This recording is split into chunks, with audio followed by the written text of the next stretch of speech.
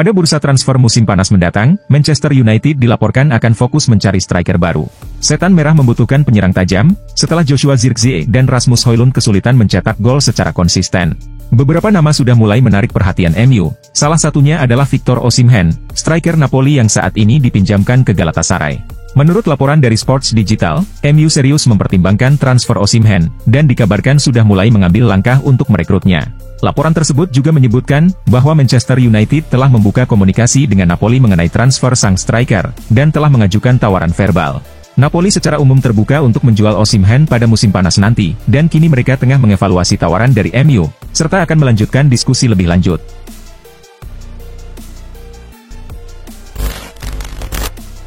Manchester United saat ini tengah menghadapi situasi sulit, dengan hasil-hasil yang mengecewakan belakangan ini.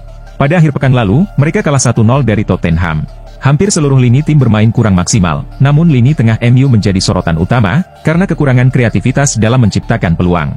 Menurut laporan dari Manchester Evening News, manajemen MU tengah mencari solusi untuk masalah ini. Salah satu opsi yang dipertimbangkan adalah membawa kembali Paul Pogba ke Old Trafford. Pogba, saat ini tanpa klub setelah dilepas Juventus pada November lalu, karena kasus doping. Meskipun telah setahun absen dari lapangan, Pogba dianggap dapat memperbaiki performa lini tengah MU. Sehingga, manajemen serius mempertimbangkan untuk merekrutnya kembali.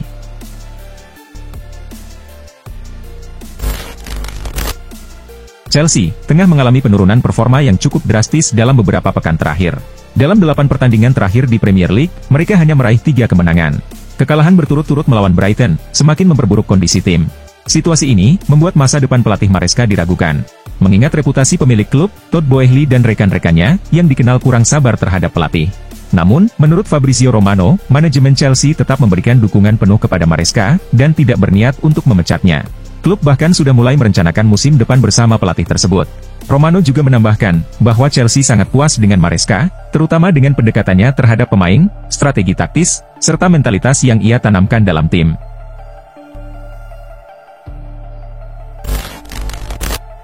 Frenkie de Jong sempat meragukan masa depannya di Barcelona, terutama di bawah pelatih Xavi Hernandez, akibat waktu bermain yang terbatas, dan penampilan yang tidak konsisten.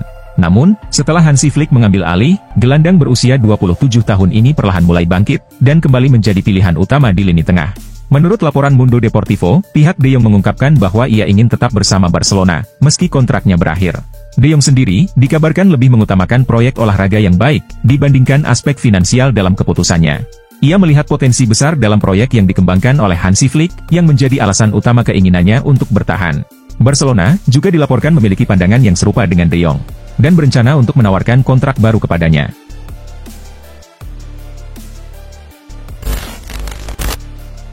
Pelatih AC Milan kembali memutuskan untuk tidak menurunkan bintang Portugal, Rafael Leao, dalam starting 11 untuk pertandingan melawan Verona. Ini menjadi kali kedua secara berturut-turut, ia tidak dimainkan sejak awal pertandingan. Leao baru masuk di babak kedua, sama seperti pekan sebelumnya. Meskipun demikian, ia berhasil memberikan dampak besar dalam pertandingan, dengan mencetak 1 gol dan memberikan 1 assist. Yang keduanya membantu Milan mencetak gol pertama melawan Empoli dan Verona. Bergomi menjelaskan, bahwa keputusan Conceição untuk menempatkan Leao di bangku cadangan, lebih didasarkan pada pertimbangan taktik tim. Leao dianggap sebagai pemain kunci yang bisa mengubah jalannya pertandingan. Menurut saya, Conceição tidak menghukum Leao dengan menyimpannya di bangku cadangan, ujar Bergomi. Dia menyimpannya di bangku cadangan, karena saat masuk, dia dapat mempengaruhi jalannya pertandingan.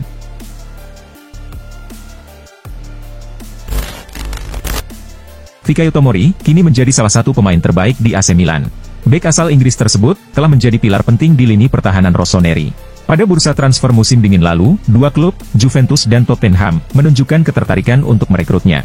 Kedua tim dilaporkan mengajukan tawaran menarik, namun Tomori dengan tegas menolaknya. Dalam wawancaranya baru-baru ini, Tomori menjelaskan alasan mengapa ia menolak tawaran dari Juventus dan Tottenham. Ia mengungkapkan bahwa ia masih merasa bahagia di San Siro, dan tidak terlintas dalam pikirannya untuk meninggalkan Milan. Saya rasa, alasan saya sangat jelas dan sederhana. Saya tidak pernah berniat untuk meninggalkan AC Milan, ujar Tomori. Saya merasa bahagia berada di klub ini. Selama klub masih menginginkan saya ingin tetap bertahan di sini, tambahnya.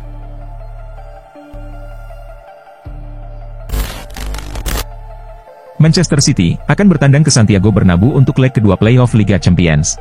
Misi mereka untuk lolos semakin berat, setelah kekalahan 2-3 di Etihad Stadium pekan lalu. Terlebih lagi, City memiliki catatan buruk di kandang Madrid, dengan hanya 1 kemenangan dari 5 pertemuan terakhir di Bernabeu.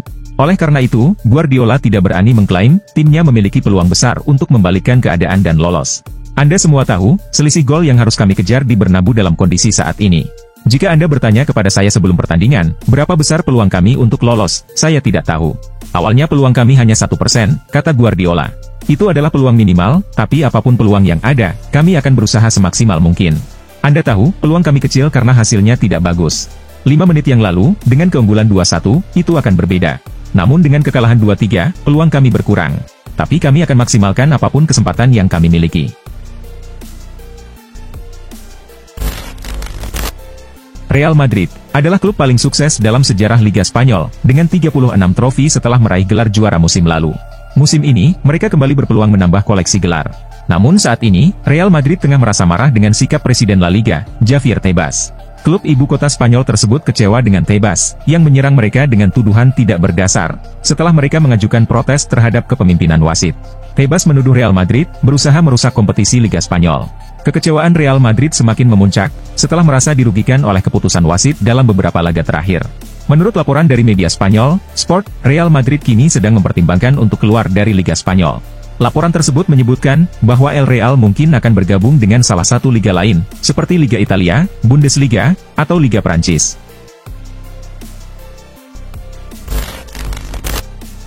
Casemiro bergabung dengan Manchester United dari Real Madrid pada 2022 lalu. Namun belakangan ini, ia lebih sering dimainkan sebagai pemain cadangan dalam 10 dari 11 pertandingan Liga Inggris. Dengan kontribusinya yang semakin berkurang, ada kabar bahwa Manchester United berencana untuk menjualnya. Meski terancam dijual, Casemiro tidak berniat meninggalkan Inggris. Sebaliknya, ia ingin menyelesaikan kontraknya di United. Ia juga merasa puas dengan kemajuan adaptasi keluarganya di Manchester. Saya masih memiliki 1,5 tahun kontrak di sini, dan saya ingin menyelesaikannya di Manchester, ujarnya. Saya merasa nyaman di sini, begitu juga dengan keluarga saya.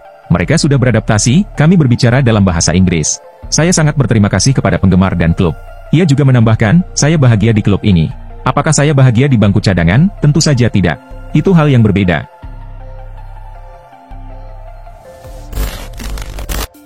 Dalam 4 pertandingan terakhir, Inter hanya berhasil meraih 4 poin. Mereka juga menelan kekalahan dalam 2 laga tandang terakhir, masing-masing melawan Juventus dan Fiorentina. Namun, masih ada beberapa alasan untuk tetap optimis. Tim besutan Simone Inzaghi berhasil lolos ke babak 16 besar Liga Champions, dan akan menghadapi Napoli pada bulan Maret, yang bisa mempengaruhi perebutan gelar. Berdasarkan laporan dari Sport, rapat darurat akan diadakan pada hari ini di pusat pelatihan klub. Rapat ini bertujuan untuk menilai kondisi tim, dan memberikan motivasi kepada pemain untuk kembali meraih kemenangan. Inter berharap, rapat ini akan memberikan energi positif, untuk menghadapi tantangan lebih besar di depan.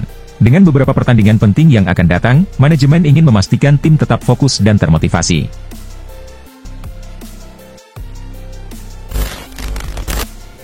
Sejak kecil, Thibaut Courtois sering menonton pertandingan Manchester United, dan mengidolakan kiper legendaris, Edwin van der Sar, yang menjadi salah satu alasan utama, keinginannya untuk bergabung dengan klub tersebut.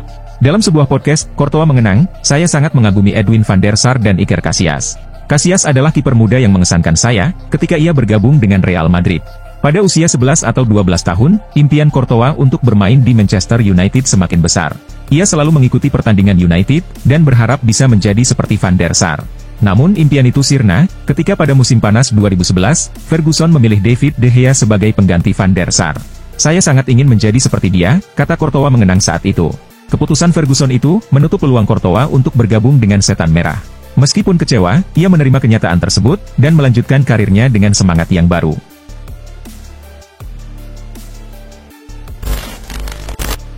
Pada pertandingan 16 Februari lalu, Liverpool menghadapi perlawanan sengit dari Wolves. Meskipun Liverpool sempat unggul 2 gol, namun Matheus Cunha berhasil memperkecil jarak, sehingga membuat pertandingan di Anfield semakin menegangkan.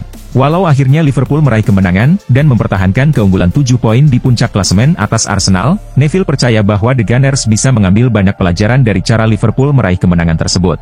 Arsenal seharusnya merasa sedikit lega, melihat betapa kerasnya perjuangan Liverpool untuk memenangkan pertandingan. Bahkan saya rasa, ini bisa dianggap sebagai hari yang cukup baik bagi Arsenal dalam persaingan gelar. Liverpool hanya menang tipis melawan Wolves, yang menurut saya tampil luar biasa. Selain itu, Liverpool masih harus menghadapi pertandingan berat, seperti melawan Aston Villa dan Manchester City di kandang lawan, yang bisa membuat mereka terpeleset, jelas Neville.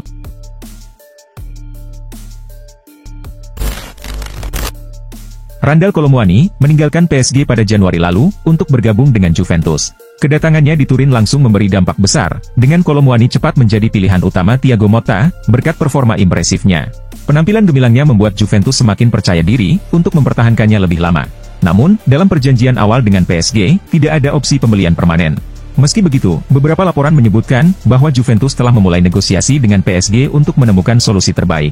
Menurut Football Italia, kedua klub kini telah menyepakati kesepakatan baru, yang memungkinkan Juventus untuk mempertahankan Kolomuani selama 1 musim lagi. Lebih lanjut, sumber tersebut juga mengklaim, bahwa Juventus berencana untuk menjadikan transfer ini permanen pada musim panas mendatang, dengan biaya sekitar 45 juta euro.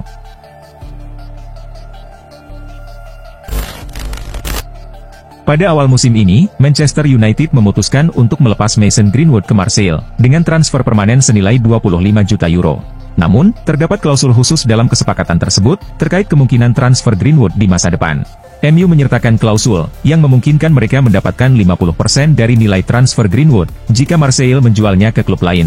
Berdasarkan laporan Vichages, PSG menunjukkan minat, dan bersiap untuk menawarkan 70 juta euro untuk Greenwood.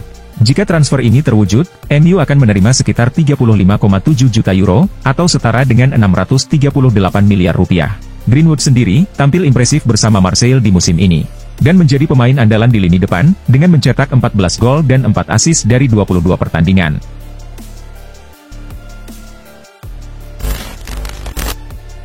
Kontrak Ibrahima Konate di Liverpool, akan berakhir pada 2026. Yang berarti, klub harus segera membahas kemungkinan perpanjangan kontraknya.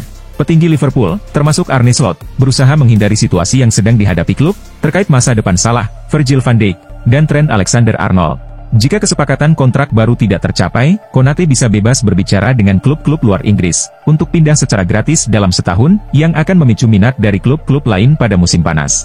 PSG dan Real Madrid, dilaporkan tertarik untuk merekrutnya.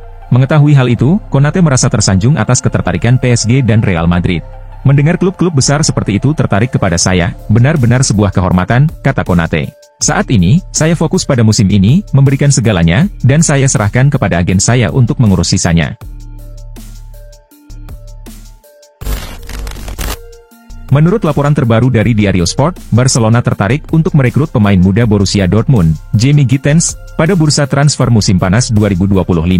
Hal ini dipicu oleh penampilan impresif yang ditunjukkan oleh pemain berusia 20 tahun tersebut.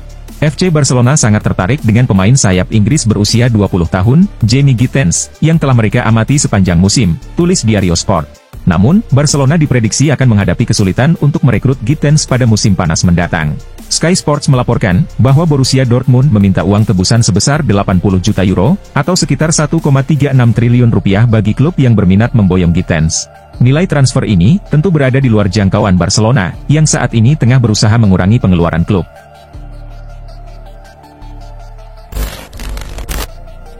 Musim ini, menjadi musim ketiga Lewandowski di Barcelona. Selama 2,5 musim terakhir, penyerang timnas Polandia ini, telah menjadi ancaman yang mematikan di lini serang Las Azulgrana. Baru-baru ini, Lewandowski menjadi penentu kemenangan bagi Barcelona, dengan gol tunggalnya yang mengamankan 3 poin atas Rayo Vallecano. Menurut laporan Sport, manajemen Barcelona sangat puas dengan kontribusi Lewandowski, dan berencana memberikan kontrak baru kepadanya dalam waktu dekat. Laporan tersebut menyebutkan, bahwa saat ini pihak manajemen Barcelona tengah bernegosiasi dengan agen Lewandowski, dan telah mengirimkan draft kontrak baru. Kontrak yang ditawarkan berdurasi 2 tahun. Dan saat ini, pihak Lewandowski sedang mempelajari tawaran tersebut, sebelum memberikan respons kepada manajemen Barcelona.